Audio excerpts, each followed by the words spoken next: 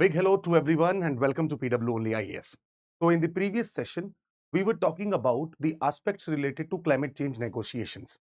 तो इस लेक्चर में आज हम बात करेंगे कि भारत ने क्लाइमेट चेंज के जो नेगोशिएशंस हुए उनमें जब पार्टिसिपेट किया तो भारत में आके क्या एफर्ट्स लिए गए basically we are talking about the efforts taken up by India with respect to the negotiations that we have signed at the international level तो इसके लिए सबसे बड़ी बात यह है कि बहुत बहुत बहुत लेंदी सेगमेंट होता है तो मैंने आपके लिए एक बहुत खूबसूरत सा काम कर दिया जैसे कि मैं हमेशा से करता आया हूं that is to make the entire one pager notes so ये जो पूरा का पूरा नोट्स है ये मैंने आपके लिए बना दिया है और इस नोट्स की सहायता से you can revise things very well and I am keep on sharing these notes with my team so definitely you can have these notes from them as well चलिए तो सबसे पहले शुरुआत करते हैं हम जिसकी कहानी हमने पिछले क्लास के अंदर छोड़ी थी वो ये था कि 1972 में स्टॉकहोम कॉन्फ्रेंस हुआ उस स्टॉकहोम कॉन्फ्रेंस के थ्रू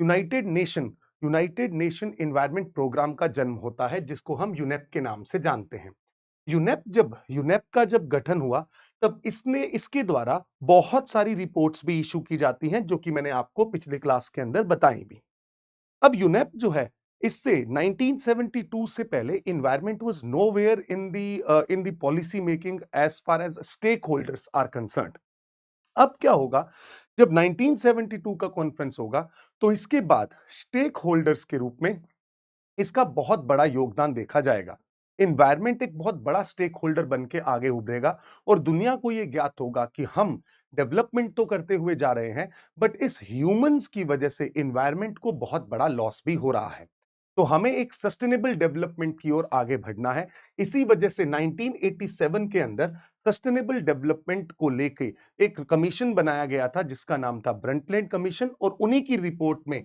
सस्टेनेबल डेवलपमेंट का ये आइडिया एमर्ज होता है देन कमिंग बैक टू 1988 जब यूनेप और डब्ल्यूएमओ मिलके एक और संस्था का गठन करते हैं जिसका नाम है IPCC inter governmental panel on climate change IPCC अपनी पब्लिश करता है वेरियस रिपोर्ट्स को उन रिपोर्ट्स के अंदर आईपीसीसी ये बताने की कोशिश करता है कि जी हां क्लाइमेट चेंज जो है वो ह्यूमन द्वारा इंड्यूस्ड है ट्रिगर्ड है और दुनिया का तापमान जो एटमॉस्फेरिक टेम्परेचर है वो लार्ज स्केल पे बढ़ गया है और इसे अब रोकने की आवश्यकता है इसको लेके एक रिपोर्ट पब्लिश की गई जिसे असेसमेंट रिपोर्ट 1 बोला गया जो रिपोर्ट पब्लिश की गई 1990 के अंदर और इसी रिपोर्ट के अंदर बताया गया कि जी हां ह्यूमन इंड्यूस्ड क्लाइमेट चेंज है पहले ऐसे माना जाता था कि क्लाइमेट चेंज जो है वो एक नेचुरल इवेंट है ये होना ही है क्योंकि वोल्केनिक इरप्शंस जब होते हैं तब भी कार्बन डाइऑक्साइड जैसी गैसेस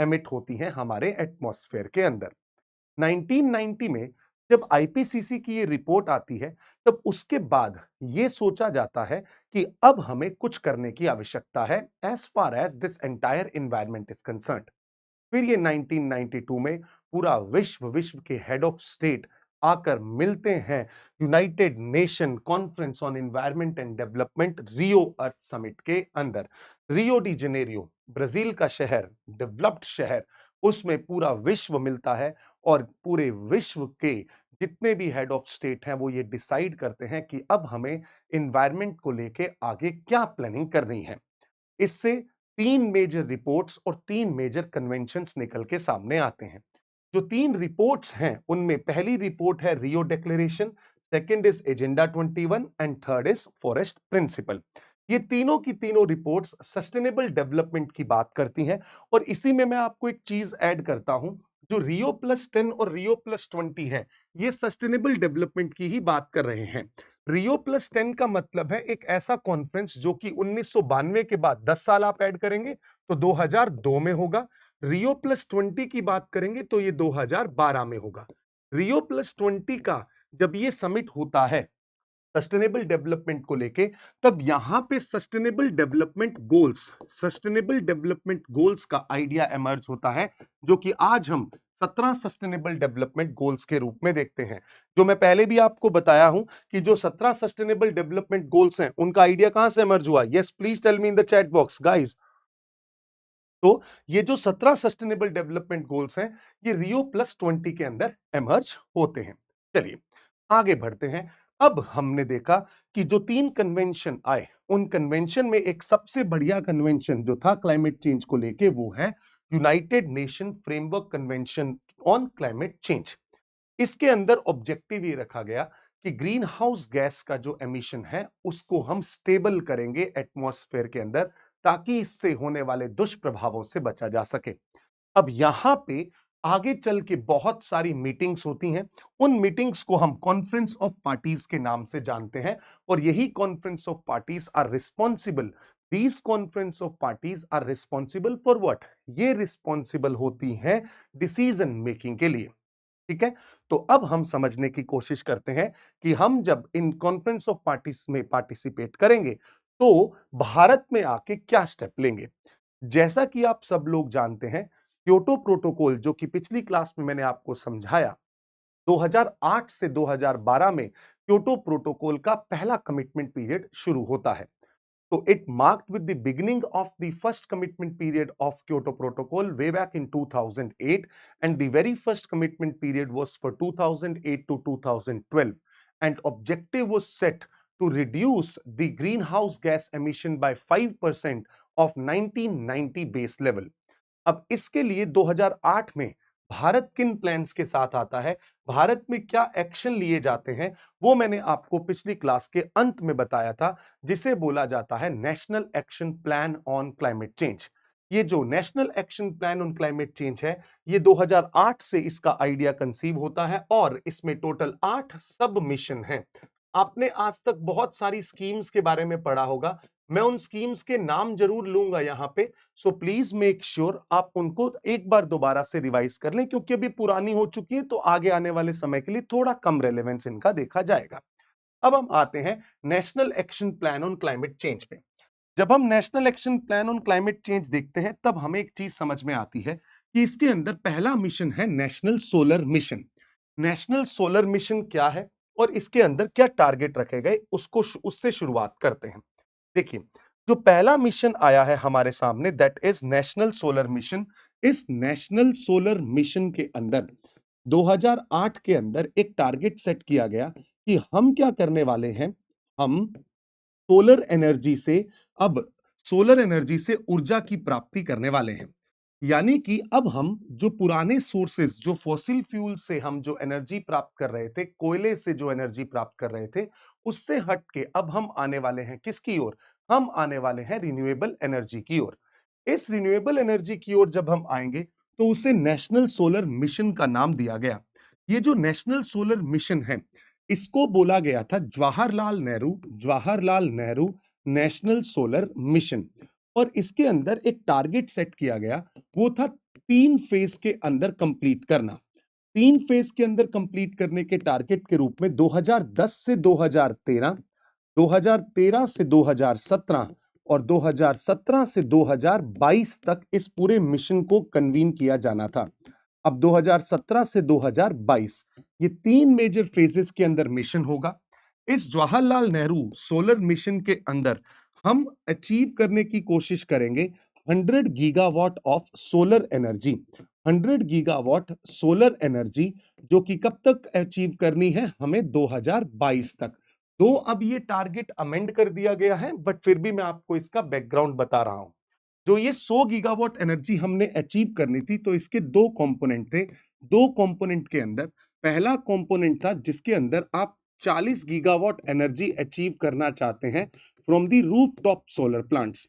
यानी कि जो हमारे घरों के छत पे जो सोलर पैनल्स लगे हैं, उनसे हम 40 गीगावाट एनर्जी जनरेट करेंगे और 60 गीगावाट एनर्जी जनरेट की जाएगी, 60 गीगावाट एनर्जी जनरेट की जाएगी फ्रॉम व्हाट?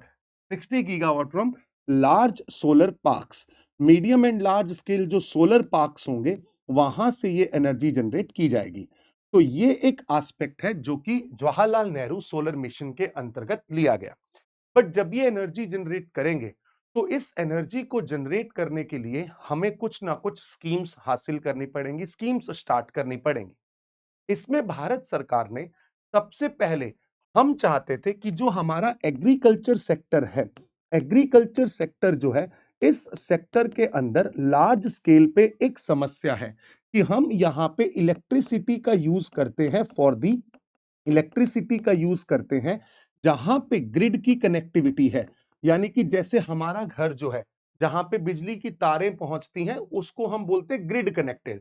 अब एक ऐसा दूर दराज गांव जहां पे बिजली के ना पोल्स हैं ना तारे हैं, उनको बोलते हैं ऑफ ग्रिड।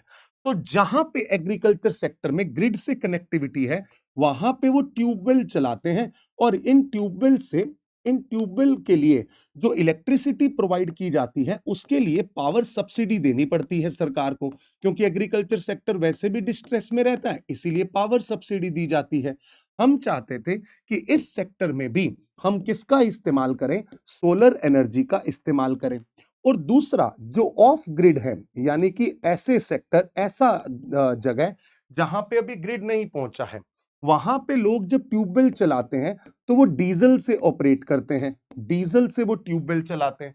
तो हम इसको डी डीजलाइजेशन भी करना चाहते थे। तो इसके लिए government came up with one beautiful scheme, and the name of the scheme is PM Kusum Yojana. सरकार एक स्कीम के साथ आई जिसको पीएम कुसुम योजना के नाम से जाना जाता है। तो अब आपको समझ में आएगा कि ये जो पीएम कुसुम योजना आई, वो क्यों आई है। क्योंकि हम नेशनल सोलर मिशन के अंतर्गत जो हमारे टारगेट्स हैं, उनको अचीव कर सकें। पीएम कुसुम योजना को जब हम बहुत गौर से देखते हैं, तो इसके 3 कंपोनेंट हैं। मैं सबसे पहली बात करना चाहता हूं कंपोनेंट ए के बारे में। कंपोनेंट ए में बोला गया कि अगर मान लीजिए आपके पास ये बहुत सारे फार्मर्स हैं, और इन फार्मर्स के पास ये different different chunk of land है, राइट, ये लैंड इनके पास है। और ये जो लैंड है, ये बैरन लैंड है, या इसके साथ साथ ये एरिड लैंड है, यानी कि यहां पे ज्यादा अच्छे से खेती नहीं की जा सकती। तो सरकार कहती है कि हम आपको यहां पे सोलर पैनल्स प्रोवाइड करेंगे, आप यहां पे सोलर पैनल्स लगाएं, राइट, सोलर पैनल्स लगाएं। तो सरकार का टारगेट था कंपोनेंट ए के तहत हम 10,000 मेगावाट डिसेंट्रलाइज्ड डिसेंट्रलाइज्ड ग्रिड से इलेक्ट्रिसिटी प्राप्त करें, डिसेंट्रलाइज्ड ग्रिड से इलेक्ट्रिसिटी प्राप्त करें। वो भी कौन सी, सोलर एनर्जी जनरेट करें। अब मतलब क्या है, ये भी अलग, ये अलग, ये अलग, ये अलग, ये सारे क्या हैं, डिसेंट्रलाइज्ड हैं, सब डिसेंट्रलाइज्ड हैं। और इन सब से हम क्या जनरेट करेंगे, एक इलेक्ट्रिसिटी जनरेट करेंगे। और इससे क्या बेनिफिट होगा, इससे बेनिफिट ये होगा, तो जो फार्मर यहां पे था, उस फार्मर की इनकम को एक सपोर्ट मिलेगा, राइट, फार्मर को क्या मिलेगा, इनकम सपोर्ट मिलेगा। और उसके साथ साथ देश को क्या अचीव होगा, हम अपने टारगेट की ओर अग्रसर हो जाएंगे। ये था कंपोनेंट ए। कंपोनेंट बी में बोला गया कि हम कंपोनेंट बी में क्या बोला गया कि हम क्या करने वाले हैं, इन किसानों को सोलर पंप देंगे। ये जो सोलर पंप है, ये सोलर पंप कौन सा होगा, ये सोलर पंप 7.5 हॉर्स पावर का पंप होगा, जिसको सरकार जिसमें सब्सिडी प्रोवाइड करेगी। और ये इसलिए है कि आप जो डीजल का इस्तेमाल कर रहे थे ऑफ ग्रिड में, ये उनके लिए स्कीम आई थी कि जिनके पास अभी कोई ग्रिड कनेक्टिविटी नहीं है, अगर वो इलेक्ट्रिसिटी पाना चाहते हैं, तो वो कहां से इलेक्ट्रिसिटी जनरेट करेंगे, वो इलेक्ट्रिसिटी जनरेट करेंगे सोलर पंप से, और ट्यूबवेल रन करेंगे। ठीक है। अब सरकार के दिमाग में एक बात और आई कि ये तो किन के लिए है, ये तो उनके लिए है जो ऑफ ग्रिड है। बट कुछ ऐसे लोग भी हैं, कुछ ऐसे फार्मर्स भी हैं जो कि इलेक्ट्रिसिटी के ग्रिड के साथ कनेक्टेड हैं। उनको भी तो हमें पावर सब्सिडी जो दी जाती है, उसका एक बहुत बड़ा बर्डन क्रिएट होता है हमारे स्टेट डिस्कॉम्स पर। तो उसको भी कम करना है, तो कैसे किया जाए। तो जो ऑन ग्रिड हैं, उनको केटर करने के लिए बोला गया कि तुम्हें भी हम सोलर पंप देंगे। सोलर पंप तो मिलेगा, बट इसके साथ साथ आप जो सोलर एनर्जी जनरेट करोगे ना, उस एनर्जी को आप किसके साथ, किसको प्रोवाइड कर दो, ग्रिड को प्रोवाइड कर दो। तो इसमें क्या होगा, आप पंप की सहायता, सोलर एनर्जी की सहायता से पंप भी रन कर लें, राइट, आप ट्यूबवेल जनरेट कर लें, जो भी आपका ट्यूबवेल है वो सोलर एनर्जी से जनरेट हो जाएगा। और जो एक्स्ट्रा अमाउंट ऑफ एनर्जी आप ग्रिड में सप्लाई कर रहे हो, उसकी सहायता से उसमें उसको जो आपने ग्रिड में आपने इलेक्ट्रिसिटी प्रोवाइड की है, उसके लिए आपको हम पैसा देंगे, इनकम जनरेट हो जाएगी। तो इन 3 कंपोनेंट्स के अंदर पीएम कुसुम योजना को लाया गया, जो कि नेशनल सोलर मिशन के 40 गीगावाट रूफटॉप सोलर, उसके साथ-साथ 60 गीगावाट लार्ज सोलर पार्क्स के ये जो 100 गीगावाट का हमारा टारगेट है, उसको कंप्लीट करता है। बट आप सोचेंगे सर लार्ज सोलर पार्क तो यहाँ पे आपने बताया नहीं। मैं कहता हूँ यस, आपने सुना होगा जोधपुर के अंदर भाडला जो है, भाडला जगह पे एक बहुत बड़ा सोलर पावर पार्क है, सोलर प्लांट लगा हुआ है। ये जो सोलर पावर पार्क है जोधपुर का, ये भी तो किस काम आएगा? ये बड़ा सोलर पार्क है, ये भी किस काम आएगा? हमारे इस 60 गीगावाट के टारगेट को पूरा करने के काम आएगा। ये है सबसे बड़ा एस्पेक्ट जिसको हम नेशनल सोलर मिशन के तहत देखते हैं। बट इसी नेशनल सोलर मिशन के अंदर हम अपनी अपनी प्रतिबद्धता तो जाहिर कर ही रहे हैं कि yes we are committed to fight against climate change. इसमें हम इंटरनेशनल लेवल पे भी कुछ पार्टिसिपेशन दिखाते हैं। इंटरनेशनल लेवल पे हमने क्या किया? हमने इंटरनेशनल सोलर अलायंस बनाया। ये जो सोलर अलायंस बनाया गया, ये भारत और इंडिया और फ्रांस के द्वारा बनाया गया। इंडिया एंड फ्रांस ने इसे क्या किया? इनिशिएट किया। कब किया? 2015 में किया। और कौन से इवेंट में किया? कॉन्फ्रेंस ऑफ पार्टीज 21 में किया। इसका मिशन क्या है? इसके अंदर हम चाहते हैं कि 1,000 बिलियन डॉलर का इन्वेस्टमेंट लेके आए, पहली चीज। और 1,000 मिलियन लोगों तक इलेक्ट्रिसिटी सप्लाई की जाए, इलेक्ट्रिसिटी कनेक्टिविटी हो। और इसी को बोला गया टुवर्ड्स 1,000 स्ट्रेटजी। तो सीधा अगर सवाल आता है टुवर्ड्स 1,000 स्ट्रेटजी क्या है, तो आप ये समझेंगे टुवर्ड्स 1,000 स्ट्रेटजी के अंदर इंटरनेशनल सोलर अलायंस की बात होती है। ठीक है, चले, ये हो गया हमारा पहला मिशन, जो कि आप यहां पे भी देख सकते हैं। ये सारी चीजें मैंने पीएम कुसुम के तीनों component, on grid, off grid, component C के अंदर भी मैंने आपको बता दिया। इंटरनेशनल सोलर अलायंस भी हमने बता दिया, टुवर्ड्स 1,000 स्ट्रेटजी भी हो गया। अब आते हैं second, national mission on enhanced energy efficiency. देखें, इस सेकंड मिशन के अंदर क्या है उसको जानने की कोशिश करते हैं। National mission on enhanced energy efficiency. Energy को एफिशिएंटली यूज करना चाहते हैं। एनर्जी एफिशिएंसी के लिए हमारे पास एक एक्ट आया सबसे पहले। उस एक्ट को बोला गया एनर्जी कंजर्वेशन एक्ट। इस एक्ट का नाम क्या है? Energy conservation act. ये जो एनर्जी कंजर्वेशन एक्ट है, ये आया था 2001 के अंदर। तो ये जो एनर्जी कंजर्वेशन एक्ट 2001 में आता है, इसके तहत हम एक बॉडी की स्थापना करते हैं, जिसको आप जानते हैं ब्यूरो ऑफ एनर्जी एफिशिएंसी के नाम से। ब्यूरो ऑफ एनर्जी एफिशिएंसी ये एक स्टैट्यूटरी बॉडी होगी, जो कि इस्टेब्लिश की गई है with the energy conservation act, statutory body है। अब इस बीईई को बोला गया कि आप कुछ ऐसी स्कीम्स चलाएं जिसके थ्रू आप एनर्जी एफिशिएंसी जनरेट कर सकें भारत के अंदर।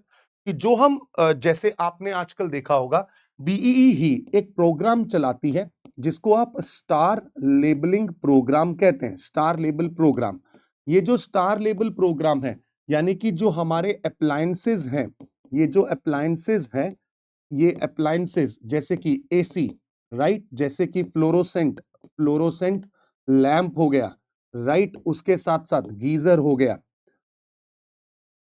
फैन हो गया, इन सब पे आपने स्टार मार्क देखे होंगे कि ये कितने एनर्जी एफिशिएंट है। ये जो 3 स्टार, 4 स्टार एसी है, 5 स्टार एसी है, वो सारे जो लेबल प्रोग्राम है किसके द्वारा जारी किए जाते हैं? ब्यूरो ऑफ एनर्जी एफिशिएंसी के द्वारा। और ये स्टार क्या इंडिकेट करते हैं? कि how much energy efficient my appliances. कि जो मेरी ये जो सिंबल है, दिस इज फॉर एफिशिएंसी, जो मेरा अप्लायंस है वो एनर्जी से कितना एफिशिएंट है, this is one thing as far as Bureau of energy Efficiency is concerned. Second aspect that I want to let you know here is, देखें, यहां पे एक स्कीम चलाई गई। इस स्कीम का नाम है perform, achieve and trade scheme, PAT scheme. ये स्कीम क्या कहती है? ये स्कीम कहती है, जैसे मैंने आपको पिछली क्लास के अंदर कार्बन मार्केट समझाया था ना, कि उस कार्बन मार्केट की सहायता से आप क्या करते हैं, क्रेडिट्स को सेल और परचेज कर सकते हैं। वैसे ही यहां पे भी होता है। होता क्या है, इस स्कीम के तहत भारत के अंदर 11 एनर्जी इंटेंसिव सेक्टर्स को आइडेंटिफाई किया गया। 11 एनर्जी इंटेंसिव सेक्टर्स को आइडेंटिफाई किया गया। ये जो 11 एनर्जी इंटेंसिफाइड सेक्टर्स हैं, इनको बोला गया डेजिग्नेटेड कंज्यूमर्स। ये कौन है? डेजिग्नेटेड कंज्यूमर्स हैं। और ये जो डेजिग्नेटेड कंज्यूमर्स हैं, इनको बोला गया कि आप क्या करें, एनर्जी की सेविंग करना स्टार्ट करें। एनर्जी सेविंग करना स्टार्ट करें। मान लीजिए यहां पे दो कंपनीज हैं, कंपनी ए, कंपनी बी। कंपनी ए और कंपनी बी दोनों को टारगेट दे दिया गया कि आप एनर्जी सेव करो। कंपनी ए ने कंपनी ए ने बहुत सारी एनर्जी सेविंग की। मान लीजिए 50, 60, 100 यूनिट एनर्जी सेव की। तो इसको एनर्जी सेव करने का क्या मिलेगा? सर्टिफिकेट मिलेगा। ठीक है। और बी ने एनर्जी सेविंग नहीं की, तो बी को ये जो ए है, इस ईएस सर्ट यानी कि जो एनर्जी सेविंग सर्टिफिकेट है, वो बेच सकता है। अब बी को एनर्जी सेविंग सर्टिफिकेट अगर खरीदना होगा तो उसके लिए कहां जाएगा वो?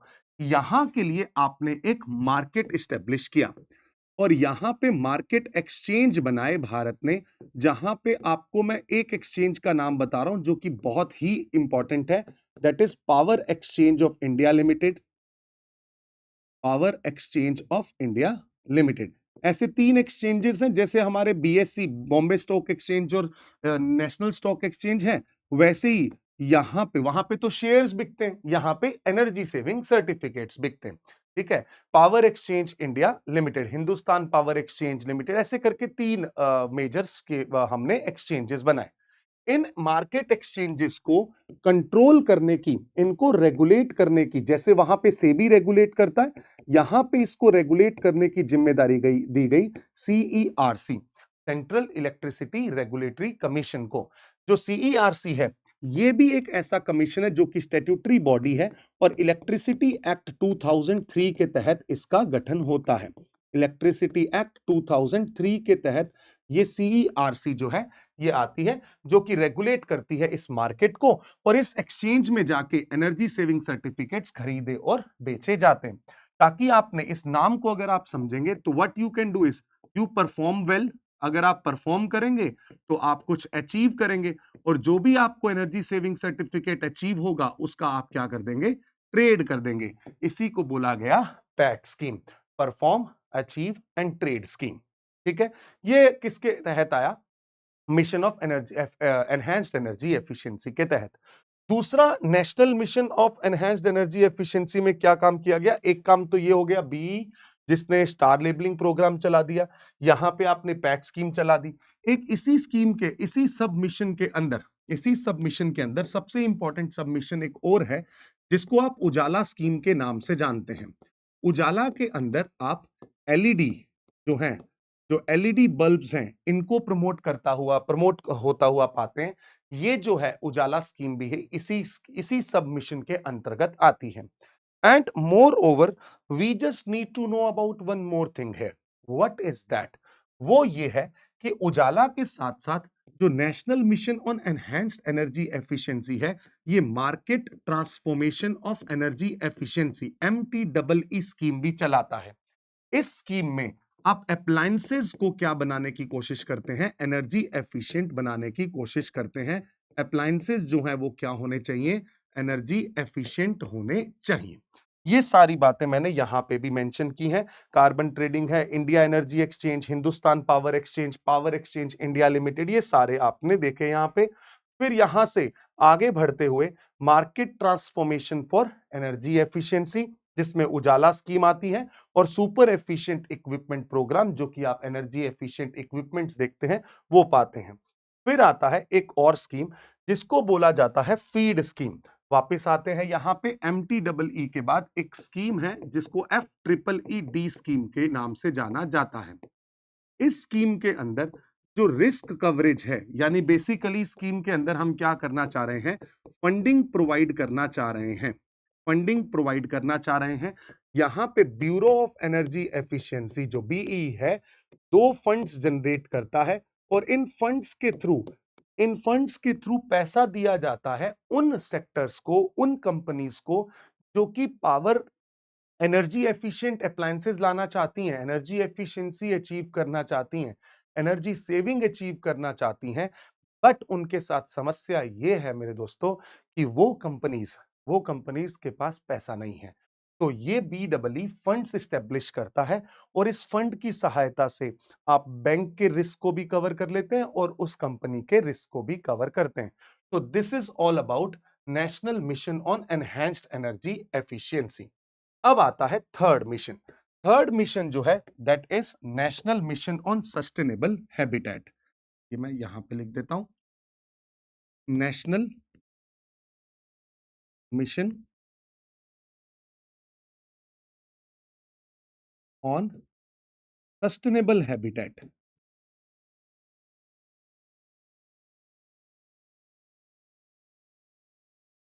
जब आप सस्टेनेबल हैबिटेट देखते हैं तब आपको क्या नजर आएगा?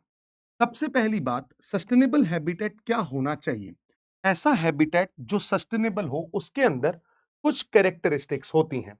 उन कैरेक्टरिस्टिक में आप पाते हैं सबसे पहली चीज, जो आपकी बिल्डिंग्स हैं वो एनर्जी एफिशिएंट हो। Energy efficiency in the buildings, energy efficiency in buildings, energy efficiency in buildings, one thing. Secondly, आप चाहते हैं कि आपका जो अर्बन ट्रांसपोर्ट है, सस्टेनेबल अर्बन ट्रांसपोर्ट हो। सस्टेनेबल अर्बन ट्रांसपोर्ट का मतलब यह है कि जैसे आप अगर पब्लिक ट्रांसपोर्ट का इस्तेमाल ज्यादा करेंगे, तब आप देखेंगे ना कि आपको समझ में आ जाएगा कि उस एरिया के अंदर जो एनर्जी है, मतलब जो फॉसिल फ्यूल है, उनका ओवरऑल जो हम यूटिलाइजेशन कर रहे हैं वो कम होगा, कार्बन डाइऑक्साइड का एमिशन भी क्या होगा, कम होगा। This is one thing. Second is the waste management, water supply and urban planning. हम ऐसा हैबिटेट चाहते हैं जहां पे वेस्ट का मैनेजमेंट हो और वाटर सप्लाई हो, एंड उसके साथ साथ वाटर सप्लाई के साथ साथ we also want, water supply के साथ साथ अर्बन प्लानिंग भी की हो। ऐसे हैबिटेट्स जो होंगे उन्हें कैसा हैबिटेट बोला जाएगा? उन्हें बोला जाएगा सस्टेनेबल हैबिटेट। अब यहां पे आपने सस्टेनेबल हैबिटेट तो देख लिया, बट इसके साथ इसको कंप्लीट करने के लिए, इस मिशन को अचीव करने के लिए हम कुछ स्कीम्स के अंदर आते हैं। जो स्कीम्स यहां पे सरकार लेके आती है, आप खुद समझ सकते हैं, आपने पढ़ा भी होगा इनके बारे में। There is a scheme called as Amrit, Amrit scheme, right, urban areas के लिए। सेकंड, आप बहुत अच्छे से वाकिफ होंगे स्मार्ट सिटीज मिशन से।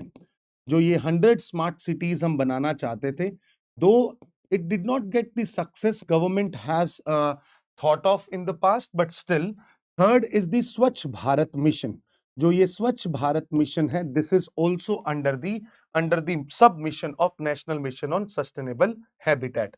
अब ये जो सारी स्कीम्स हैं, इन स्कीम्स को आप देखते हैं तो ministry of housing and urban affairs, इनके द्वारा जारी किया जाता है। This is one thing. अगर आप यूनाइटेड नेशन लेवल पे देखते हैं तो वहां पे भी आपको एक डेवलपमेंट दिखाई देता है, that is UN habitat. UN habitat, ये क्या हो गया? आप देख सकते हैं यहां पे यूएन हैबिटेट, जो कि बहुत सारी रिपोर्ट्स को पब्लिश करता है। और यहां पे एक स्कीम आती है that is what we call as sustainable cities integrated approach pilot project. ये जो पी है यहां पे, that stand for pilot project. Bharat के 5 शहरों के अंदर हम चाहते हैं जब अर्बन प्लानिंग हो वो सस्टेनेबल मैनर में हो। सस्टेनेबल अर्बन प्लानिंग, और उसके अंदर 5 शहर कौन से चूज किए गए? जयपुर, जयपुर के साथ साथ मैसूर, मैसूर के साथ Vijayawada, Bhopal, and we have Guntur. These 5 cities are chosen for the sustainability strategies into the urban planning. ये जो पूरा का पूरा पायलट प्रोजेक्ट होगा, this will be funded by Global Environment Facility and this is the programme of UNIDO and UNEP. Unite जो UNIDO है that is industrial development organisation and UNEP is environment programme. इन दोनों के UNEP बोल रहा हूं, UN habitat और यूएनआईडीओ, इनके द्वारा ये please forgive me for apology, I seek apology just because of that UNEP नहीं है वो, that is UN habitat. Next अगर हम बात करते हैं, वी हैव ग्रीहा बिल्डिंग कोड्स।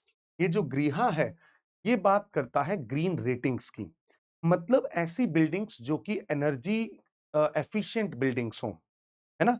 ऐसी बिल्डिंग्स जहां पे वेंटिलेशन बहुत अच्छा हो, जहां पे हम सोलर एनर्जी जनरेट कर रहे हो, जहां पे सनलाइट एडिक्वेट अमाउंट में हो ताकि हम लाइट्स का कम यूज करें। ये जो बिल्डिंग्स होंगी ये एनर्जी एफिशिएंट बिल्डिंग्स होंगी।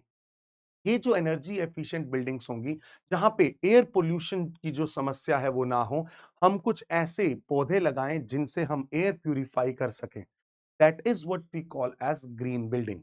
और इनकी रेटिंग्स दी जाती है। अभी recently energy conservation amendment act 2022 आया, उसके अंदर अब ये जो ग्रीन बिल्डिंग का कॉन्सेप्ट है ये रेजिडेंशियल बिल्डिंग्स के ऊपर भी लागू होगा, इनकी भी स्टार रेटिंग की जाएगी।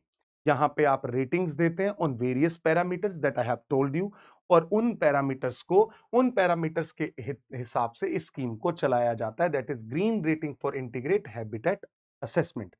टेरी द एनर्जी रिसोर्स इंस्टीट्यूट, जो कि पहले टाटा एनर्जी रिसर्च इंस्टीट्यूट के नाम से जाना जाता था, 1974 में ये इस्टेब्लिश हुआ था और 2003 में इसका नाम बदल के द एनर्जी रिसोर्स इंस्टीट्यूट किया गया।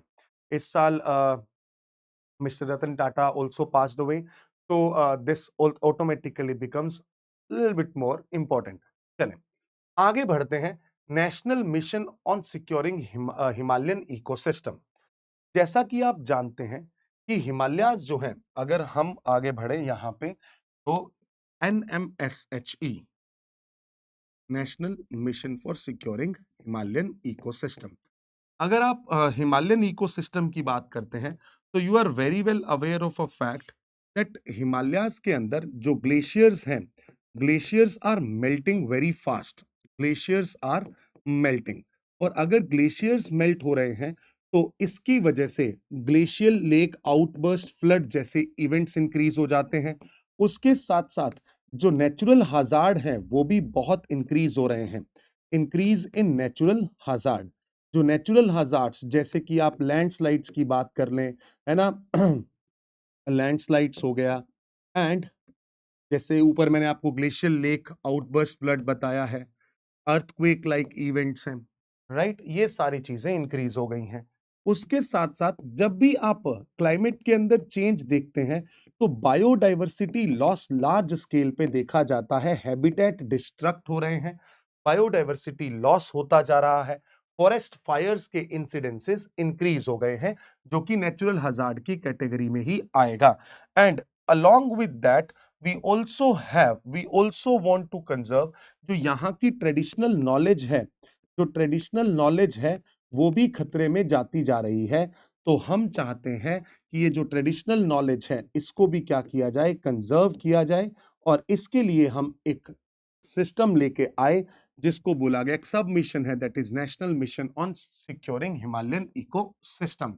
इस इकोसिस्टम के अंदर एक प्रोजेक्ट चलाया जा रहा है जो कि आपको समझ में आना चाहिए, that is termed as secure Himalayas, right? आप इसके बारे में जरूर पढ़िएगा, सिक्योर हिमालयास प्रोजेक्ट, ठीक है? जहां पे आप स्नो लेपर्ड की पॉपुलेशन को भी ट्रैक कर रहे हैं और इनके हैबिटेट को रिवाइव करने की कोशिश करते हैं। चलें, then fifth mission here is national water mission. जैसा कि हम जानते हैं water is a resource which is declining और depleting at a large extent and very significantly. Bharat के अंदर जो वाटर है उसका स्टेटस ये है कि जो हमारी लेक्स हैं उनमें यूट्रोफिकेशन की समस्या है, हमारी रिवर्स जो हैं वो कंटेमिनेट हो चुकी हैं, ग्लेशियर्स मेल्ट होते जा रहे हैं, अंडरग्राउंड वाटर डिप्लीट होता जा रहा है। So underground water is depleted, glaciers are melted, rivers are contaminated, lakes are eutrophicated, With this, we are becoming a water scarce nation and currently we are a water stressed nation. हमारे यहाँ पे अगर हम per capita water availability की बात करें तो it is around 1540 metre cube per capita per annum availability of water, है ना? अगर ये 1000 से नीचे आ गया तो हम एक वाटर स्कार्स नेशन की कैटेगरी में आ जाएंगे। 1700 से नीचे अगर होता है तो उसे हम बोलते हैं 1700 से नीचे अगर होता है तो उसे हम वाटर स्ट्रेस नेशन बोलते हैं। ठीक है, कोई इशू नहीं है। बट इसको मैनेज करना बहुत जरूरी है। इसीलिए नेशनल वाटर मिशन के साथ-साथ आपको वर्ल्ड लेवल पे भी कुछ चीजें याद रखनी पड़ेंगी। रिसेंटली अभी आप देखेंगे तो 10th world water forum initiative जो है वो बाली के अंदर हुआ। 10वीं मीटिंग थी, ये बाली इंडोनेशिया के अंदर हुआ है। यहाँ पे इसके मदद से हम वाटर फॉर शेयर्ड प्रोस्पेरिटी की बात करते हैं। जो प्रोस्पेरिटी है वो शेयर्ड होनी चाहिए, वाटर जैसे रिसोर्सेज को कंजर्व किया जाए, उनके लिए प्लानिंग्स क्या होंगी, क्या मिशन लिए जाएंगे।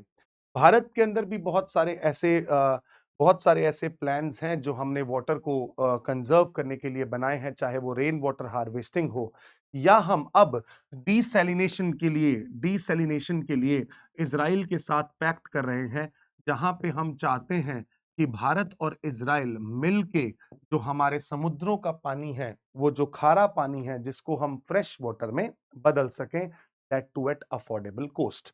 Next would be The sixth mission would be National Mission for Sustainable Agriculture.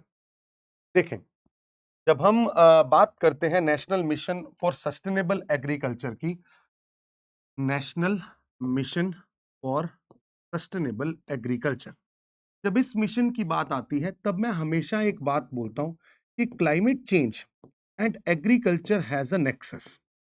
Climate change and agriculture has a nexus.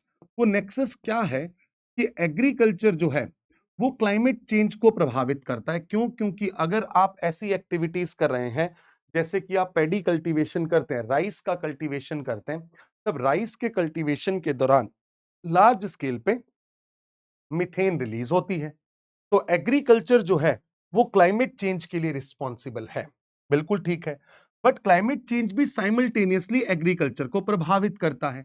क्यों? क्योंकि अगर क्लाइमेट चेंज हो गया तो सॉइल की जो प्रोडक्टिविटी है वो कम हो जाएगी, वाटर की जो अवेलेबिलिटी है वो कम हो जाएगी, और उसके साथ साथ जो रेनफॉल पैटर्न है वो क्या होंगे? रेनफॉल पैटर्न चेंज हो जाएंगे। रेनफॉल पैटर्न चेंज होंगे तो उसके साथ हमारा क्रॉपिंग पैटर्न भी चेंज होगा। क्रॉपिंग पैटर्न चेंज होगा तो यहाँ पे जो थ्रेट है वो इस तरीके से होगा कि आपको समझ में आएगा कि ज्यादा अल नीनो लाइक इवेंट से ड्रॉट्स लाइक सिचुएशन डेवलप होंगी, और अगर मान लीजिए बारिशें बहुत ज्यादा हो गई तो फ्लड लाइक सिचुएशन होगी। तो इस वजह से इन सबको मिला के देखा जाए तो फूड सिक्योरिटी का एक बहुत बड़ा थ्रेट क्लाइमेट चेंज क्रिएट करता है। फूड सिक्योरिटी का थ्रेट क्रिएट करता है। फूड सिक्योरिटी को हम अवेलेबिलिटी, एक्सेसिबिलिटी एंड अफोर्डेबिलिटी के नाम से जानते हैं। बट एग्रीकल्चर में अगर हम बात करें तो लैंड डिग्रेडेशन होता जा रहा है। लैंड डिग्रेडेशन हम कर रहे हैं क्यों? क्योंकि लार्ज यूज ऑफ फर्टिलाइजर्स है, फर्टिलाइजर्स की वजह से, है ना? और उसके साथ साथ हम राइस जैसे कल्टीवेशन करते हैं तो वहां से क्या रिलीज होता है? मीथेन रिलीज होता है, ये भी है। और हम डिफोरेस्टेशन कर रहे हैं ताकि agricultural deforestation for agriculture purpose. तो इन सबको अगर आप देखेंगे तब आपको एहसास होगा कि agriculture is responsible for climate change is responsible for agriculture. इसीलिए आपको अभी इस समय पे the need of hour is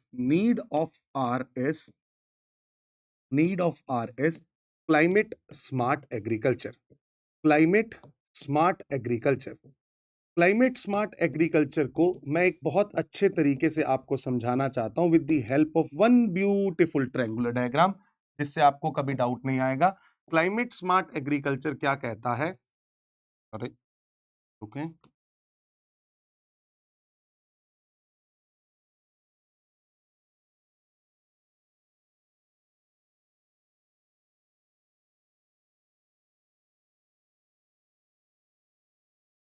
देखें, जो ये क्लाइमेट स्मार्ट एग्रीकल्चर है, इस क्लाइमेट स्मार्ट एग्रीकल्चर के 3 कंपोनेंट हैं। We want to increase the food productivity, या इसको हम ऐसे लिख लें, increase the agricultural productivity and income of farmer. ठीक है। Second, we shall move on towards certain practices, this is for mitigation and some practices are for adaptation. Mitigation and adaptation, mitigation and adaptation, ये कुछ ऐसी practices हैं जिनकी ओर हम अग्रसर होंगे ताकि हम क्लाइमेट स्मार्ट एग्रीकल्चर कर सकें।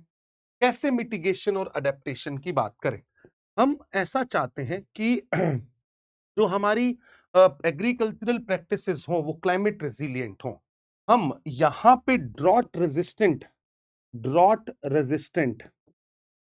और या हम कहें हीट रेजिस्टेंट जो क्रॉप्स हैं उनको डेवलप करें।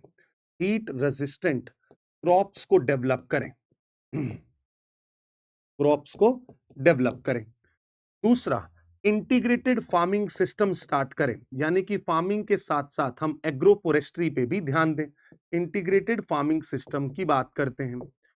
मिटिगेशन के अंदर भी हम ये चाहते हैं कि हम ट्रांसप्लांटेशन मेथड को छोड़ के सिस्टम ऑफ राइस इंटेंसिफिकेशन या डायरेक्ट सीडिंग ऑफ राइस जैसे मेथड्स की ओर आए।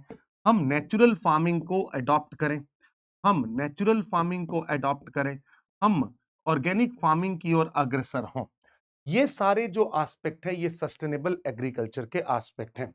National mission on sustainable agriculture के अंदर एक सब मिशन भी है जिसका नाम ही national mission on natural farming है। ये जो नेचुरल फार्मिंग का नेशनल मिशन जो है, ये सब मिशन जो है, ये किसके लिए है? On natural farming. On natural farming, जिस कॉन्सेप्ट को आप आजकल जीरो बजट नेचुरल फार्मिंग के नाम से जानते हैं। और ये जीरो बजट नेचुरल फार्मिंग जो है, this concept is given by Subhash Palekar. Subhash Palekar द्वारा दिया गया ये एक कॉन्सेप्ट है।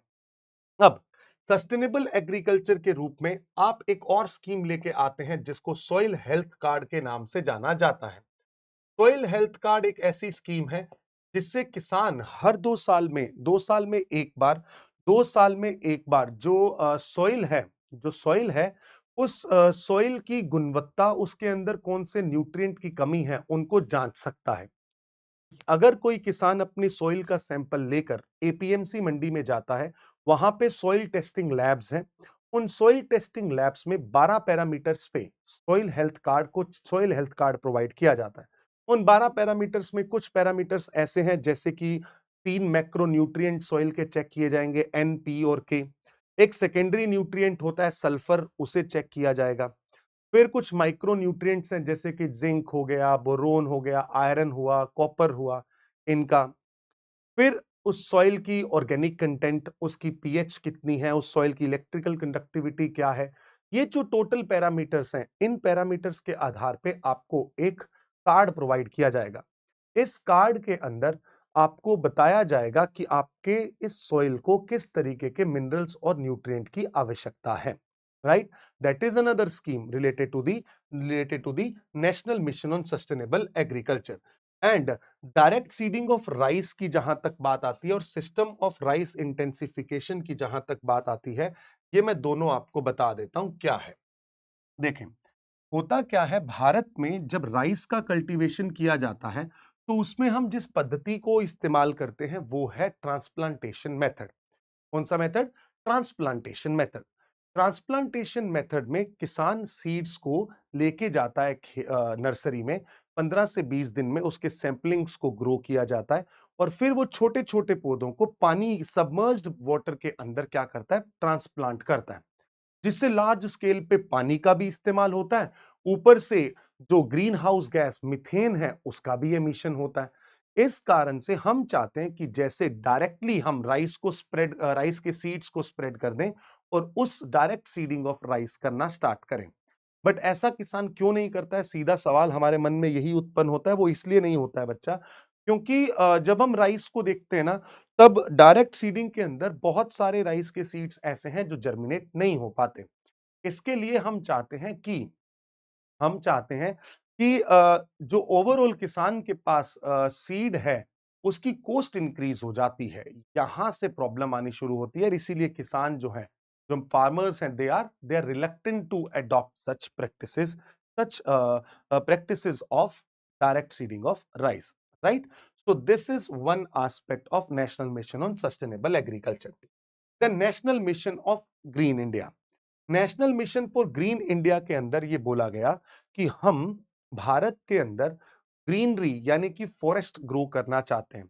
हम चाहते हैं भारत के अंदर कि हम ग्रीन कवर को इंक्रीज करें। अभी recently India state of forest report भी आई है और उसमें भी हम यही अपने टारगेट को अचीव करने की ओर अग्रसर भी हैं, जिसमें हम कहते हैं कि हम 2.5 बिलियन से 3 बिलियन का कार्बन सिंक जनरेट करना चाहते हैं भारत में। तो हमें फॉरेस्ट कवर को इंक्रीज करना पड़ेगा। That will be done under the national mission for green India. Green चाहिए हमें Bharat, right? And then lastly we have the national mission for on strategic knowledge for climate change. ये जो national mission on strategic knowledge for climate change है, इस mission का एक सबसे बड़ा पर्सपेक्टिव ये है कि हम चाहते हैं इनोवेशन, हम चाहते हैं इंटरनेशनल कोलैबोरेशन, हम चाहते हैं research and development as far as climate change से लड़ना है तो knowledge sharing, international cooperation and collaboration, innovation और इन्हीं इनोवेशन के तहत इन्वेस्टमेंट हम अचीव करें और क्लाइमेट चेंज से फाइट कर सकें। तो यहाँ पे हम कैपेसिटी बिल्डिंग करना चाहेंगे। बेसिकली कैपेसिटी बिल्डिंग इंक्रीज करनी है और इसी कैपेसिटी बिल्डिंग के तहत मैं आपको एक सबसे इंपॉर्टेंट बात बताता हूं। कैपेसिटी बिल्डिंग के तहत आप इंटरनेशनल कोऑपरेशन करेंगे। इंटरनेशनल कोऑपरेशन के साथ साथ you will come up with innovation. Innovation के साथ साथ you will have knowledge sharing. Knowledge sharing then will try कि हम रिसर्च एंड डेवलपमेंट करें और ये जो रिसर्च डेवलपमेंट है इनका साथ साथ डेवलपमेंट के साथ साथ डेमोन्स्ट्रेशन भी किया जाए एंड टेक्नोलॉजी को ट्रांसफर भी किया जाए from the developed nation to the developing nation. So that is for the national mission on strategic knowledge for climate change.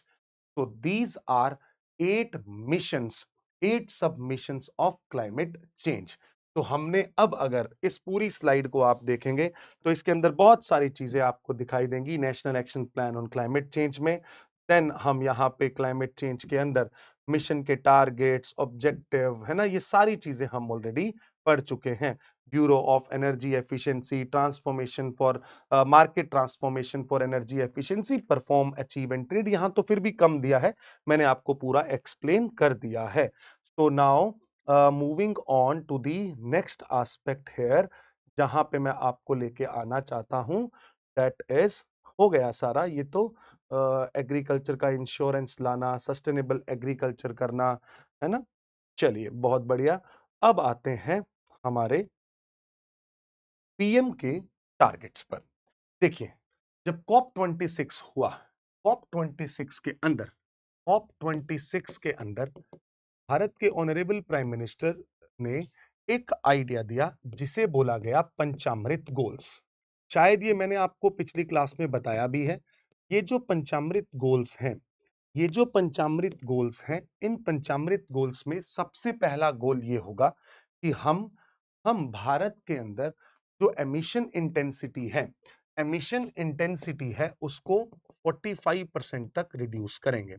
ये जो इंटेंसिटी वर्ड इसलिए दिया गया है क्योंकि it is linked with GDP. इसको कितना परसेंट तक कम करने वाले हैं? 45% तक। हम 500 गीगावाट रिन्यूएबल एनर्जी जनरेट करना चाहते हैं। हम 50% एनर्जी नॉन फॉसिल फ्यूल से चाहते हैं। किससे चाहते हैं? नॉन फॉसिल फ्यूल से।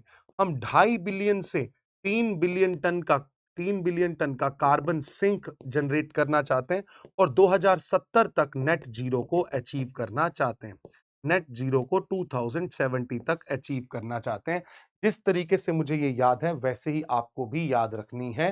पंचामृत गोल्स आप नहीं सोच सकते कि आप भूल जाएंगे और इन्हीं गोल्स को अचीव करने के लिए भारत प्रयासरत है और बहुत सारी स्कीम्स भी लेकर आता है। अगर हम यहीं पे बात करें तो इसी जगह पे our honorable prime minister has given a beautiful idea of mission life।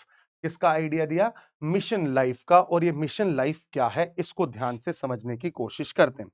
देखिए, मिशन लाइफ का मतलब ये है कि lifestyle for environment. Lifestyle for environment, हम चाहते हैं जो हमारा लाइफस्टाइल है वो एनवायरनमेंट के साथ सिंक हो।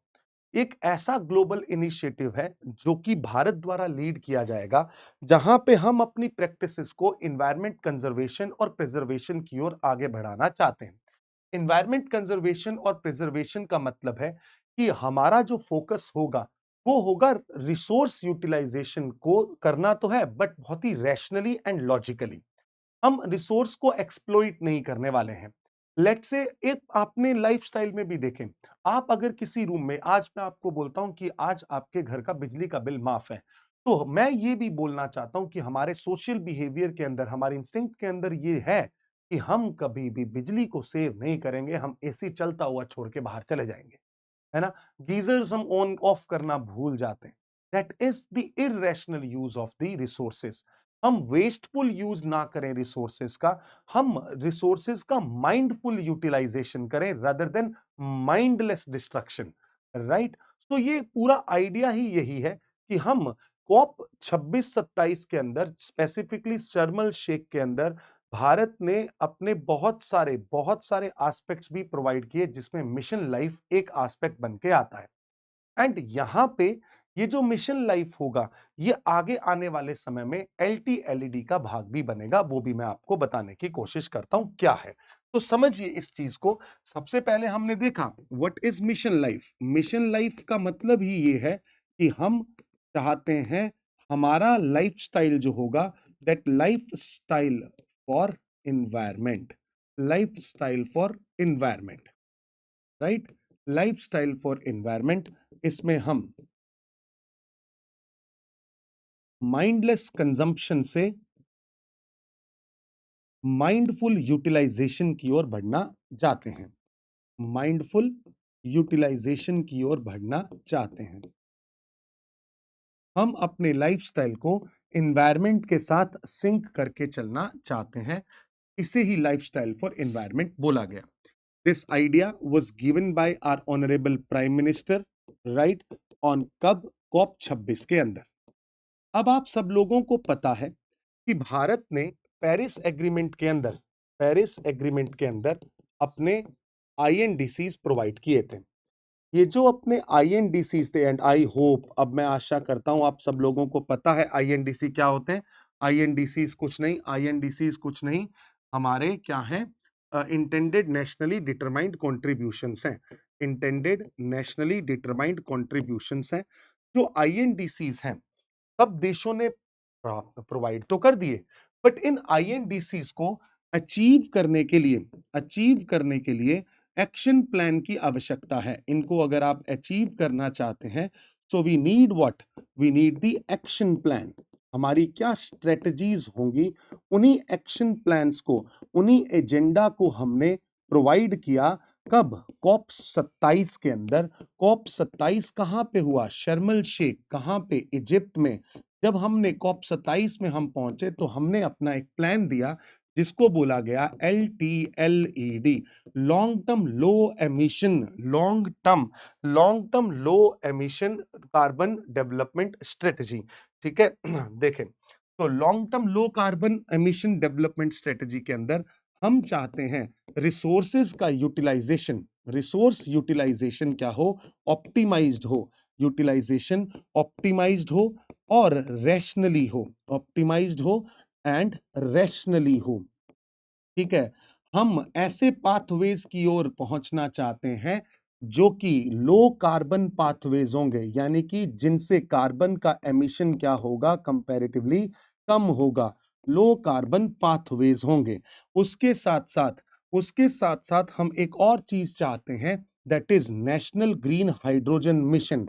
यानी कि जो ग्रीन हाइड्रोजन है, हम ग्रीन हाइड्रोजन की ओर अग्रसर होंगे।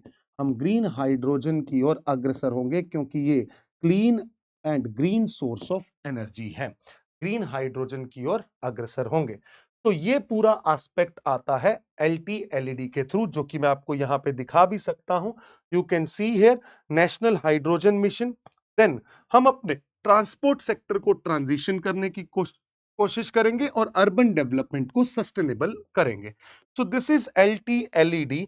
जो हमारा एजेंडा होगा, कौन सा एजेंडा? हमारा एक्शन प्लान होगा to achieve the national action plan or to achieve the intended nationally determined contributions. गृहा के कॉन्सेप्ट को मैंने आपको बता दिया है। Green rating for integrate habitat assessment was conceived by TERI. The energy and resource institute, पहले जाना जाता था टाटा एनर्जी रिसर्च इंस्टीट्यूट के नाम से, developed by MNRE, serves as a rating tool to assess the ecological impact of buildings against the nationally accepted benchmarks. Based on Griha certified buildings, it will include the reduced energy consumption, maintaining comfort level, minimize destruction of natural habitats and biodiversity, and will decrease the soil erosion. तो ये गृहा का concept है। ये लो air and water pollution करेंगी, direct health benefit provide करेंगी और limited waste generate करके largely waste को रिसाइकल करने की बात करेंगी, तो जिससे आप प्रोडक्टिविटी भी इंक्रीज कर सकें। National green hydrogen mission, national green hydrogen mission के अंदर हम चाहते हैं कि एटलीस्ट ये टारगेट याद होना चाहिए, क्योंकि पिछले साल सरकार ने अपने हमारे जो our honourable finance minister has also granted certain allocation of funds to the national green hydrogen mission, where we just want to uh, produce 5 million metric ton of green hydrogen। 5 million metric ton green hydrogen का production चाहते हैं।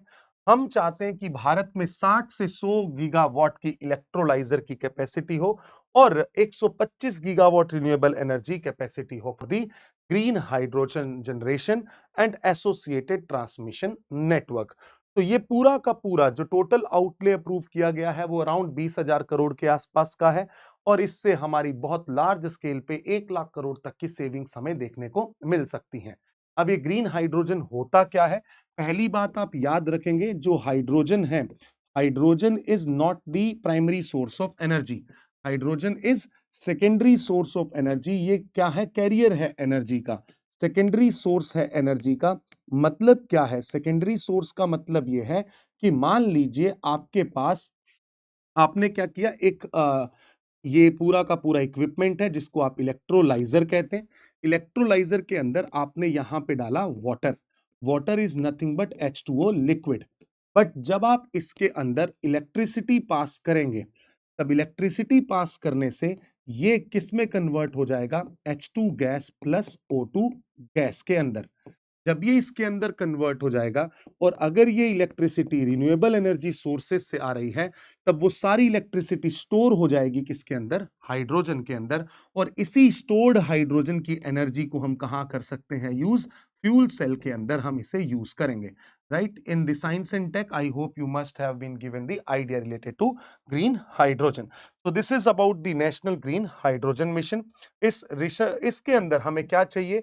हमें research and development चाहिए, हमें skill development करना बहुत जरूरी है और उसके साथ साथ we also want to achieve the production capacity of at least 5 million metric ton, 5 million metric ton per annum by 2030 and add by 125 gigawatt of renewable energy capacity, जिससे हम इन्वेस्टमेंट अट्रैक्ट कर सकें और 8 लाख करोड़ का इसका ओवरऑल रेवेन्यू जनरेट कर सकें।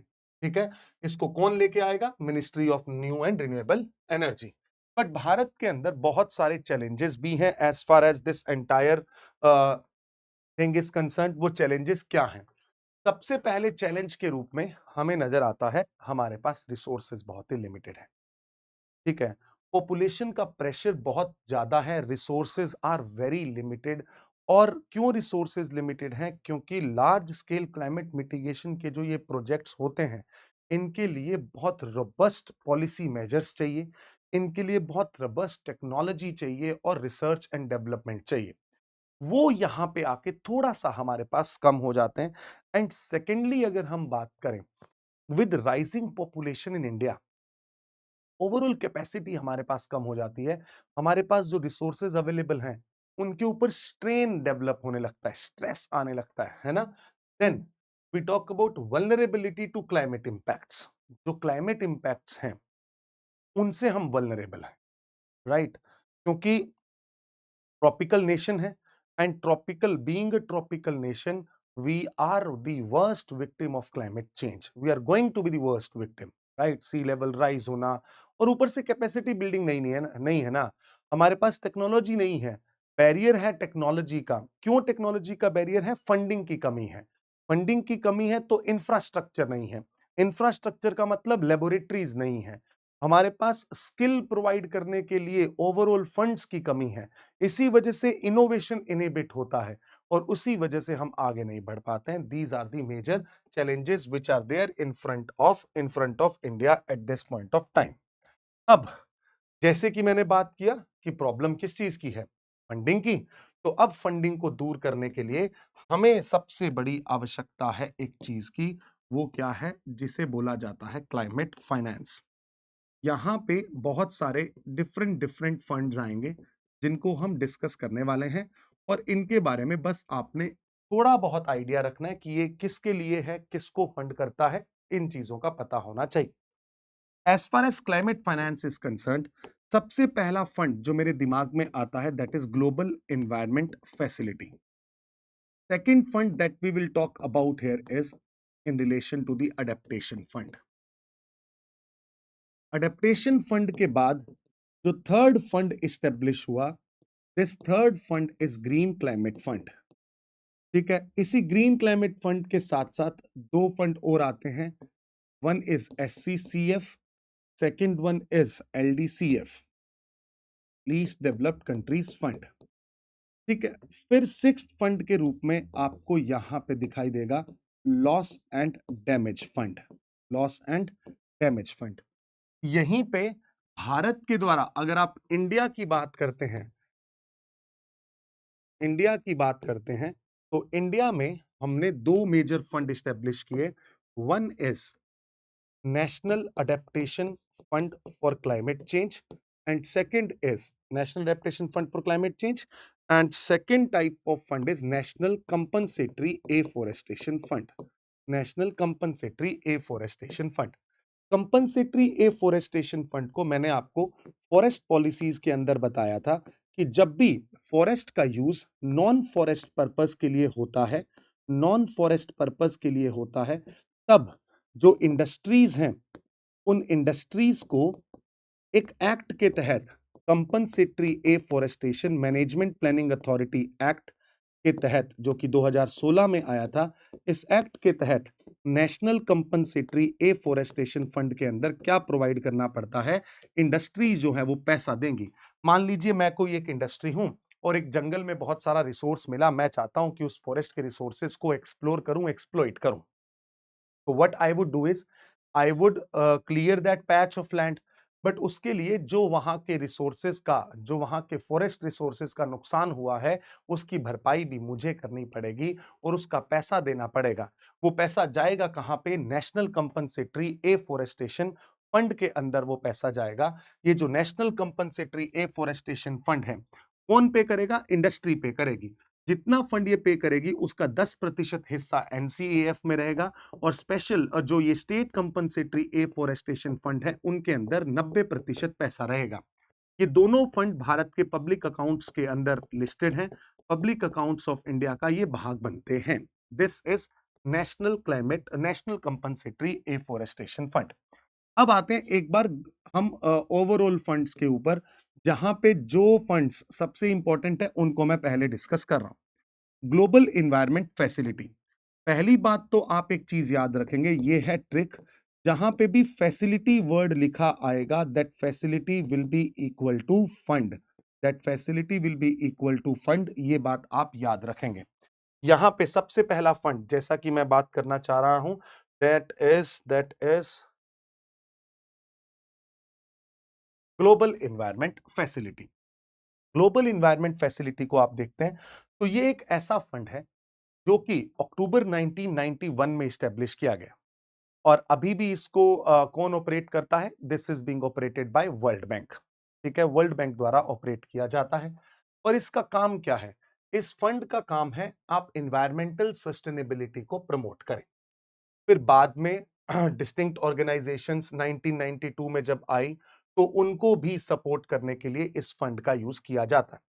अभी अगर हम बात करते हैं, तो यहां पे ग्लोबल एनवायरनमेंट फैसिलिटी की अगर बात की जाए, तो ये टोटल 5 कन्वेंशंस को पैसा देता है। 5 कन्वेंशन को पैसा देता है, कौन-कौन से हैं? United Nation framework convention on climate change, United Nation convention to combat desertification, United Nation convention on biological diversity, then Stockholm convention, ये भी हमने बात कर ली है परसिस्टेंट ऑर्गेनिक पॉल्यूटेंट के लिए, एंड मीना माता कन्वेंशन, मीना माटा कन्वेंशन, जो कि आपको मरकरी से लेके रिलेटेड दिखाई देता है। इन 5 कन्वेंशंस के लिए फंड प्रोवाइड करता है ग्लोबल एनवायरनमेंट फैसिलिटी, और इसके लिए ट्रस्टी का काम कौन करता है? World Bank. World Bank act as a trustee for the global environment facility.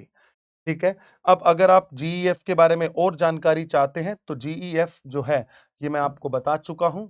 यहां पे this is financial mechanism, funding हो गया। इसकी काउंसिल है, जो कि प्रिंसिपल गवर्निंग बॉडी है, जिसके अंदर 32 मेंबर हैं। ठीक है। और India has established a permanent constituency in the GEF executive council, आप याद रख सकते हैं। Then responsible for developing, adopting and evaluating operational policies and programs for financed activities। ठीक है, कोई इशू नहीं है। नेक्स्ट आए green climate fund. Green climate fund की मैं वापस उस स्लाइड को लेके आता हूं यहां पे, ताकि हम अपडेट करते रहें साथ साथ।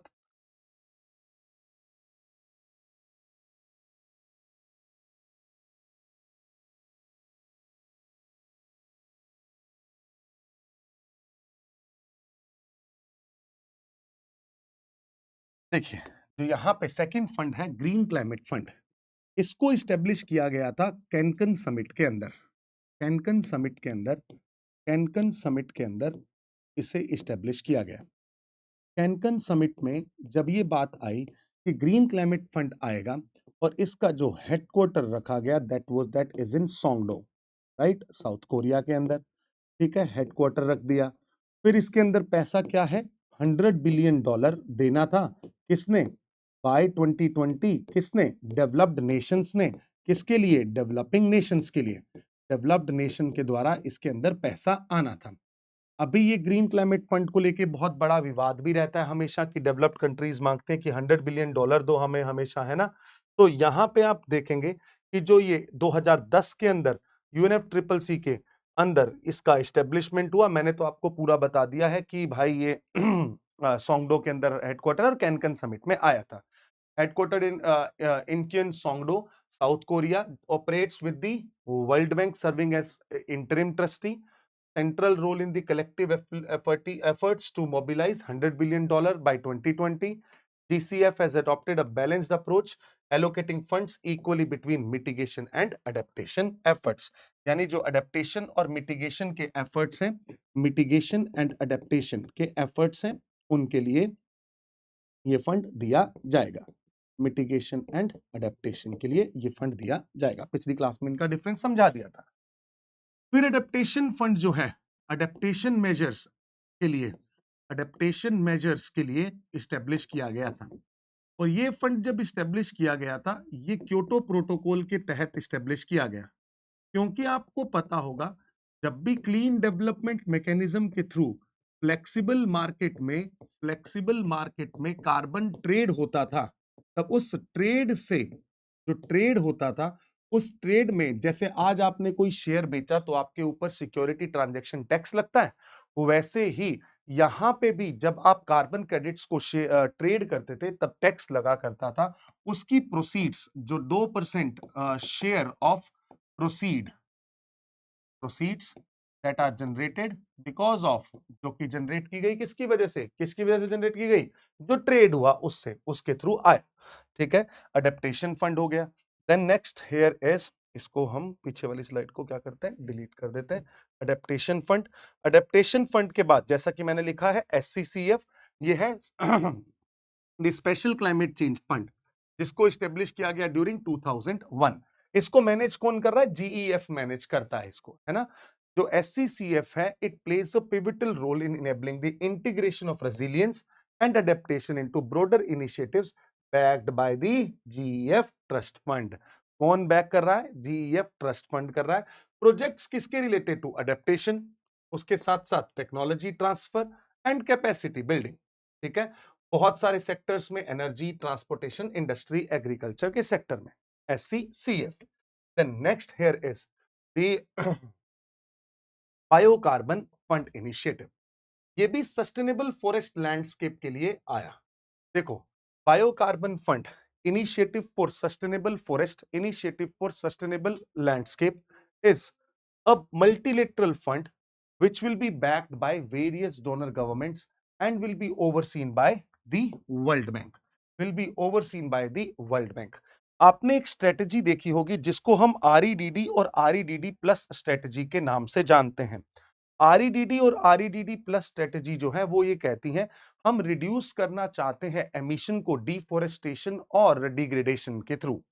जो एमिशंस डिफोरेस्टेशन और डिग्रेडेशन फॉरेस्ट डिग्रेडेशन से होते हैं उनको रिड्यूस करना है। So reducing emission from deforestation and degradation, ये REDD स्ट्रेटजी है। प्लस में आप एफोरेस्टेशन भी करना चाहते हैं। इन सबके लिए पैसा जरूरी है। सस्टेनेबल फॉरेस्ट लैंडस्केप के लिए, उसके लिए जो फंड आया that is biocarbon fund initiative. Next we talk about the clean technology fund, जो कि हम क्लीन एनर्जी की ओर जब हम मूव करते हैं तब आएगा। और क्लीन टेक्नोलॉजी फंड जो है it will be managed by the world bank. Clean technology fund will be managed by world bank. ठीक है, इसके साथ नेक्स्ट फंड जो हम बात करते हैं यहां पे that is the clean technology fund हो गया। And next here is the forest carbon partnership facility. जैसा कि मैंने आपको बोला फैसिलिटी, तो यहां पे फैसिलिटी का मतलब आ गया फंड। तो जो भी ग्लोबल कोalition है, चाहे वो बिजनेसेस हैं, एनजीओस हैं, सिविल सोसाइटीज हैं, वहां पे इंडिजिनस लोग हैं, ये सब के कोलैबोरेशन से बना है। पार्टनरशिप है ना बच्चा, तो सबकी पार्टनरशिप है। और 2008 में स्टेब्लिश किया गया, जैसे कि मैंने आपको बोला था कि REDD प्लस एक्टिविटीज जो हैं जिसमें आप क्या करना चाहते हैं, reducing the emission from deforestation and forest degradation. आप फॉरेस्ट को कंजर्व करें, कार्बन स्टॉक जो है उसको, कार्बन का जो सिंक है उसको इंक्रीज करें, सस्टेनेबली फॉरेस्ट को मैनेज करें, and you these activities will be known as REDD plus activities. उनके लिए जो फैसिलिटी आई वो आएगा REDD प्लस इनिशिएटिव के लिए forest carbon partnership facility. Forest carbon partnership facility. Then this readiness fund aids countries in establishing the fundamental elements implementing REDD plus। तो अब REDD plus मैंने आपको बता दिया है। ठीक है, नेक्स्ट हम पढ़ते हैं REDD एंड REDD plus क्या है। ये भी मैं आप बता तो चुका हूं, यूनाइटेड नेशन का प्रोग्राम है which refers that we are going to reduce the emission from deforestation and forest degradation। ये जो हेडक्वार्टर्ड है जिनेवा में रखा गया स्विट्जरलैंड के अंदर, जिसके अंदर 64 पार्टनर कंट्रीज हैं। और ये ऐसा प्रोग्राम है जो कि यूनाइटेड नेशन द्वारा चलाया जाता है। मल्टीलेटरल कोलैबोरेटिव एफर्ट्स हैं, इसमें यूनाइटेड नेशन की एनर्जी एजेंसीज जैसे कि FAO, United Nation development programme और यूनेप जैसे लोग भी क्या करते हैं, कोलैबोरेटिवली ऑपरेट करते हैं। एंड 2008 में UNFCCC के डिसीजन बाली एक्शन प्लान के थ्रू REDD आया। At COP13, the program assists developing countries in building technical capacities for REDD plus implementation, जो कि UNFCCC की रिक्वायरमेंट्स है। जो प्लस है यहाँ पे वो कंजर्वेशन और सस्टेनेबल फॉरेस्ट मैनेजमेंट की बात करता है, ताकि हम फॉरेस्ट कार्बन स्टॉक को इंक्रीज कर पाए। REDD प्लस जो है वो 3 फेजेस में ऑपरेट होगा। One would be the readiness, second is implementation and result based action के ऊपर काम करेगा। फिर आता है adaptation fund that I have already told you कि जो 2% सर्टिफाइड एमिशन रिडक्शन है जो कि CDM प्रोजेक्ट के थ्रू आए, उनके थ्रू पैसा आता है। बाकी बहुत सारी गवर्नमेंट्स भी इसके अंदर पैसा देती हैं, बहुत सारे NGOs का पैसा भी इसके अंदर आता है। अभी इस समय पे जो सबसे बड़ा बोन ऑफ कंटेंशन है that is loss and damage fund. Loss and damage fund का मतलब एक ऐसा फंड जो एक्नॉलेज करता है कि जो स्मॉल आइलैंड डेवलपिंग स्टेट्स हैं, जो स्मॉल आइलैंड डेवलपिंग स्टेट्स हैं, उनका जो नुकसान हो चुका है क्लाइमेट चेंज के कारण, उसकी भरपाई कर दी जाए। अब कुछ ऐसी, जैसे हम बात करते हैं, कुछ ऐसे तरीके जिनको आप अडेप्टेशन के थ्रू देखें, कुछ ऐसे तरीके जिनको आप मिटिगेशन के थ्रू देखें, but there are certain things which have locked in residual effects. इसके अंदर क्या है, कुछ जो रेजिडुअल इफेक्ट्स हैं वो क्या हो गए हैं, लॉक इन हो चुके हैं। इन रेजिडुअल इफेक्ट की भरपाई के लिए we have loss and damage fund. ठीक है, तो these are the funds that we have seen. अब एक नया कॉन्सेप्ट आता है जिसको हम क्लाइमेट जस्टिस के नाम से जानते हैं। क्लाइमेट जस्टिस का मतलब है, UNDP, United Nation development programme कहता है कि हम human rights, we want to put, means putting equity and human rights at the core of decision making and action on climate change. ये फ्रीक्वेंटली इन्वोक किया जाता है ताकि हम बताएं कि जो अनइक्वल हिस्टोरिकल अकाउंटेबिलिटी है कंट्रीज की, उनके ऊपर भी थोड़ा सा दबाव बनाया जाए। क्लाइमेट जस्टिस का मतलब है स्ट्रक्चरल इनइक्वालिटीज। क्लाइमेट चेंज जो है, हम देखें, हर कंट्री को सिमिलरली प्रभावित नहीं कर रहा। It is impacting the same country bye uneven methods, uneven facets, reflecting structural inequalities rooted in factors such as race, ethnicity, gender and socio-economic justice। ठीक है, उसके साथ साथ इंडिजिनस पीपल, जिनकी जिनकी सेफ गार्डिंग अब बहुत जरूरी है, क्योंकि they are more vulnerable to the threats and the dangers posed by the climate change, क्योंकि उनकी लाइफ, उनकी वे ऑफ लिविंग, उनकी livelihood, this entire thing along with the traditional knowledge they do possess is in danger. So there are socio-economic inequalities which are also existing here. So यहाँ पे हम climate से क्या चाहते हैं, justice चाहते हैं। तो यहाँ पे अगला एस्पेक्ट, यहाँ पे इनिशिएटिव्स, और अगर हम अभी के कंटेम्प्रेरी इवेंट्स को देखें तो उन कंटेम्प्रेरी इवेंट में आईपीसीसी ने बहुत ही रिसेंटली एक अपनी रिपोर्ट निकाली। This report is the 6th assessment report, जिसे हम देखते हैं, जहां पे बोला गया कि क्लाइमेट वार्मिंग जो है, वो वार्मिंग जो है वो बहुत लार्ज स्केल पे हो चुकी है। ग्लोबल टेम्परेचर अब प्रेजेंटली 1.1 डिग्री सेल्सियस तक राइज ऑलरेडी हो चुका है, जिससे सी लेवल का राइजिंग हमें देखने को मिल रहा है। और इसमें सबसे बड़ा योगदान हमें किसका नजर आता है, मीथेन का, क्योंकि मीथेन एमिशन जो है, इनकी global warming potential carbon dioxide से भी कहीं बढ़कर है। एक पावरफुल ग्रीन हाउस गैस है। एनुअली अगर हम बात करें तो 580 million, 580 million tons of methane are emitted globally. और इसीलिए ग्लोबल मीथेन प्लेज भी आया, जो कि कॉप 29 में आप देखने को, आपको पहले भी देखने को मिला था, इस बार कॉप 29 में भी उसके बारे में बात हुई। प्रेजेंट सिनेरियो में बात करें, एंथ्रोपोजेनिक मीथेन एमिशंस जो हैं वो राइज होंगे, और इसी वजह से आप यहां पे देखें कि हमारे पास अब जरूरत है कि हम टारगेटेड मेथड में मीथेन को मिटिगेट करने की कोशिश करें। इसी कारण से, बट भारत के सामने ये चुनौती बहुत ही बड़ी है, क्योंकि मीथेन का large source of emission is agricultural productivity, rice. और भारत की बहुत सारी जो पॉपुलेशन है वो एग्रीकल्चर डिपेंडेंट है, और राइस स्टेपल क्रॉप के रूप में कंज्यूम भी करती है। और इसी वजह से हमारे सामने डायलेमा ये है, whether we will ensure food security first और reduce the methane emission. But yes, India has again asserted that food security and the development of the nation is the priority. But we will do the sustainable development and we will try to change the methodologies of rice cultivation so that mitigation related to methane can also be achieved. So this was the another aspect. Then India ने एक programme चलाया जिसको green credit programme के नाम से जानते हैं।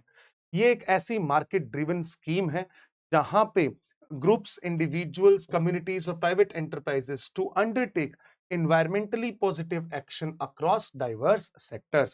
Union budget में लॉन्च किया गया था मिनिस्ट्री ऑफ एनवायरनमेंट के द्वारा, जहां पे हम कार्बन क्रेडिट सिस्टम के जैसा कुछ नेशनल और इंटरनेशनल लेवल पे जो कंपनीज कार्बन क्रेडिट अर्न करती हैं, वैसा ही मॉडल रेप्लिकेट करने की कोशिश करेंगे।